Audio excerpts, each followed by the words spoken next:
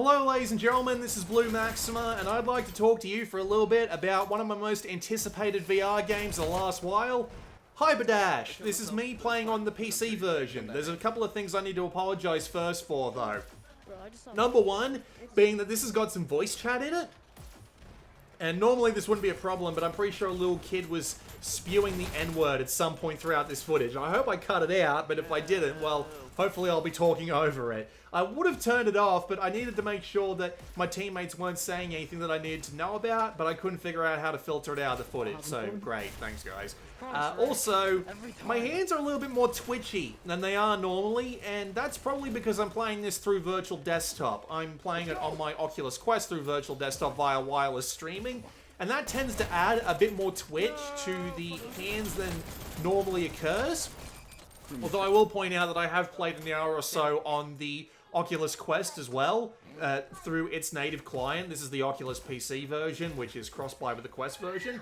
And I found that it is not as twitchy, but it's still a little twitchy. It doesn't smooth out some of the things that you could really use smoothed out, like teleporting onto grind rails or pickups, for example. I wish that they would fix that up a little bit. With that said though, what's Hyperdash? Hyperdash is a, as I already said, competitive first-person VR shooter game that has some DNA in Unreal Tournament and Quake, but does a fair few of its own things to help it stand out from the rest of the VR shooter pack. The main thing is your dashing movement, which is a great quick leap. It doesn't go that far, but it goes far enough to be technically interesting, and you can use it to do things like dash around corners too if you subtly tilt your controller to the left or right. It is a really well done system. It's incredibly satisfying because you dash the exact right distance at the exact right speed, and it's immensely satisfying to dash around a corner and get the drop on someone. Or when you and another dude go head to head and you're dashing past each other and you're just constantly going back and forth trying to avoid being in the one being in the bad spot in order to not be shot. That's always the best feeling, and it's got a huge skill ceiling to it because with the precision that you can do, with all the places that you can dash to, and all of the other mechanics that manipulate the dashing, like for example being able to hop on grind rails or being able to boost your dash speed. All of these are interesting little tidbits that really increase the speed that the game can work at, and you really get a high skill ceiling as a result. A high ski ceiling. Yes, we're going to the top of the mountain, boyos. But yes, it is a really enjoyable system, and it's massively helped out by the weapons. Mainly your starter weapons, which are a pair of pistols that have 16 shots, but can also use 4 shots to do a charge shot. They're incredibly powerful, they sound great, and they are the best weapon to work with by default because they have a decent range, they are really easy to work with and fire, and they don't get outclassed by any of the other weapons in their engagement range. But at the same time, if you're going to be dealing with 2 rockets at long range or 2 shotguns at short range or things like that, they're still going to be wiped out. They're a viable weapon in the triangle, or in this case it'd be like an octagon of weapons that are available to you. So I said this game was like Unreal in the way that it handles its weapons, and I was right, because the weapons are actually on the ground for you to pick up, and you can even go behind enemy lines and pick up their own weapons, and they're all really good in their own little areas. So you got pairs of shotguns, which are good up close, but man, you have to be really up close, and you need to be really good with your aiming, otherwise it feels like half the shrapnel just goes in a completely different direction. You've got a Magnum that you can use for long-range shots, you've got a rocket launcher that has a secondary laser targeting shot on it as well. And of course you can carry 2 of each weapon, which makes things interesting because you can always mix and match. You've got an energy shield that you can use to protect yourself, although you have to expose yourself in order to be able to shoot at anyone. You've got a submachine gun, you've got a couple of other weapons which I'm forgetting right now, but they're all very well balanced. As I said, they all stay within their own lanes, and you can always manipulate things to work to your strategy, whether it be hanging back with the magnums and trying to get precision shots, or going up close along with the shotguns in order to get some damage in. And there's also a couple of other power-ups. You do need to refill your health manually at those particular pickups, and you do also need to get more boost over time. You get 3 dashes, which sounds like a lot, but you always end up running out when you most need an extra dash. But there is also a pickup that you can get which allows for 5 extra dashes, which means that you can be incredibly resourceful with the ways that you can attack the enemy. And as a result, again, a massively high skill ceiling. In fact, it's kind of annoying because a lot of the matches that I dropped into here resulted in me getting the shit kicked out of me by one dude who was just much impressively better.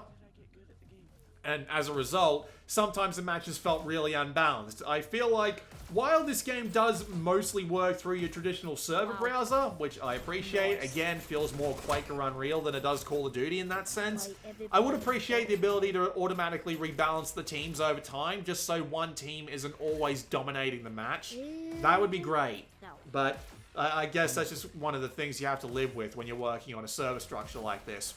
Thankfully, the game is cross-play across all its platforms, so I was playing on my PC, but I was playing with Quest people, and there are also, like, I was also playing on Quest with PC people, so I was playing with, like, I wasn't playing with, but there were, like, 150 people on when I was recording this footage, and I'm hoping that sticks around. There isn't that much in the way of progression, which I'm also a fan of, just because every multiplayer game these days seems to have like 3 or 4 progression mechanics going on, and it's bloody infuriating sometimes. Thankfully, all this game has is leveling up via XP that you get via winning matches, doing the objective, and getting kills. And the more you level up, the more skins you unlock. That's it. There's no battle pass, there's no materials, there's no loot boxes, there's nothing. It's just relatively simple unlocks, and that's fine by me. You do also get access to bots and training that you can do with nothing but bot matches, and while the bots are okay when they're supplementing a not full team, that when you're playing entirely against them, they act in some really weird ways. They overemphasize certain parts of the map and underemphasize others, and they aren't particularly quick on the draw, except when you turn it up to hard, in which case they turn into like over-accurate savants. That's what I want to say. Again, they're more effective when they're just filling in for a couple of team members that are not available at the moment, which is fine by me. So it's got good balance, it's got good progression, it's got some really good gameplay, massively quick with a great high skill ceiling. It also does really well on the motion sickness front as well. I have not felt a single twinge of uncomfortableness when I was playing this game back when I first got my Quest, and this continues on to this day. And not to mention that the game feels not so much complete, but it doesn't feel like a shoddy early access product that they just pushed out, because again, back like over a year ago, they released a free-to-play version of this, which was like, hey, we're going to let you play this version of the game for free while we develop it, so we can get some feedback, we can tweak it, we can make new content, and we can roll it out, and we can balance it. And it was a really good idea to do this, because the game has been massively polished as a result. And the 7 maps that you get with the 4 different modes available on them individually are all pretty damn well done. Domination is a bloody cluster, where you got 3 points you need to take over, and you need to hold them for 3 seconds, and in a game this fast-paced, trust me, 3 seconds is a lot. You've got Deathmatch, which I'm showing you here. It's only like 2 minutes of footage, because it's all going to be pretty similar. It's only the 1 map for Deathmatch right now, which is weird. I'm sure you could find a reason to sneak it into like the Payload maps or what have you. But it still works absolutely fine. It's an absolute cluster as well, but it's Hyperdash. Everything is an absolute cluster, if I'm being honest with you. Then you've also got Payload, which is the same way that it works on, say Team Fortress 2. Got to stick to the thing in order to move it forward. A bit less of a cluster. You do have the ability to like get around the enemy and get their weapon spawns so that they can't take advantage of them. And just, you know, it is a good amount of fun. You already saw some footage of that. There is also a control point mode, but I wasn't able to get that in this footage because everyone was either playing Deathmatch or Domination for some reason. Outside of all that, though, this is a really damn good game. Massively polished. Enough content to last and matter. Gameplay that is a lot of fun to play with a massive skill ceiling. And a lot more of the traditional boomer shooter style sensibilities while merging it with a bunch of just modern day VR sensibilities. It's probably the best VR shooter that I've played that's multiplayer based, and I've played a fair few of them. I've played Onward, I've played Pavlov, I've played Contractors, I've played Zero Caliber, I've played, God, I've played a couple of others. But you get the idea. I highly recommend it if you're up to the challenge of learning the game's mechanics, learning the best ways to teleport, the best ways to use weapons to your advantage, and thankfully it is at a very affordable price of $20 US. I paid $30 Australian, and I don't regret it for a second, especially since I played like 15, maybe 20 hours of the side quest version when that was available.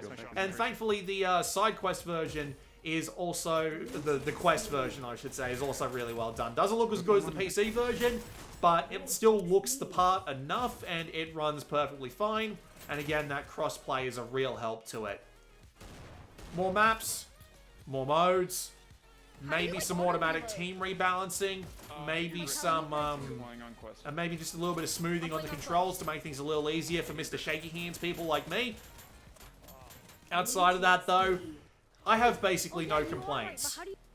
Although, you could probably count the amount of shouting I did at the screen when my blade shotguns refused to work, or when I wasn't able to land my shots properly, or when I somehow managed to be right on top of the button but didn't press it. God damn, I love playing multiplayer games with 190 ping, but that's because I live in Australia. There is next to no bloody community for anything VR related here. You more or less have to play with the Americans at the very least. Which is a massive shame. For me, anyway. Anyone who's playing in the United States is going to have like 100 people to play with at any one time, which is good for them. I'm going to shut up and let you watch the rest of this footage now. I don't think there's any like really bad swearing in this footage here. I believe the domination footage at some point had some kids spewing the N-word. Hopefully I've managed to talk over it enough for it to not come up on YouTube's automatic censor button, but I guess we'll see when I upload this video, huh? With that said, this has been Blue Maxima. I'll see you all next time. Watch out! Team scores in 3-2. Countered. No, not the health. Oh.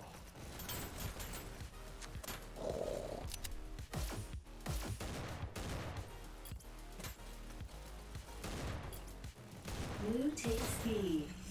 Red takes B. Yes! No, shall never take A! Wait, B! Red team scores. Countered. Red team scores in 3-2. Countered. Dude, Red what is team counter? Scores in 3-2. 1. Oh, you just I killed that guy Oh, right oh, before he oh, pushed the button. Finally, That was awesome. I finally, thought you were bro. like literally reaching out and I was died like trying to while touching it. snipe. Match point. Also, contesting is whenever they take a point. We have to hold all 3 points Blue for 3 takes seconds. C. Red takes A. Red takes B. I'm- I'm gonna come up here and snipe again. I got killed. I got killed. Red takes B.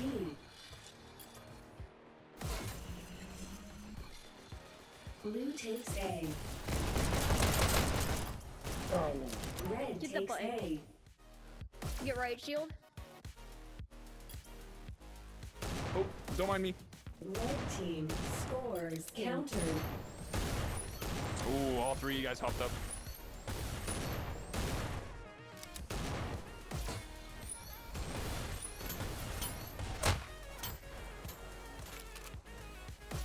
Wait, how did I die? Come on, boost. There we go. My headset power is low. No. Yeah, that's pretty quick. Not much you can do about that. Hey, you don't see me? Steven, no, I died. Yes, get him, yes. Red team scores. Countered. Oh no, no, no, no, no, no. Countered in. Ooh, there's a blue guy behind me, fuck. Blue takes C. Red takes Oh, I C. didn't kill you. Oh my god. Scores in 3-2. Countered. Damn. Dude, they do it like at the last second. Right? They do it like at the last second. Yeah, but we have to hold more or less their spawn for 3 seconds. It is not easy. No shield for you. Damn you and your I shotgun. died. Red team scores in 3-2. Countered. Dude, they do it like at the last second. Blue takes C. Red takes C. What's up? What?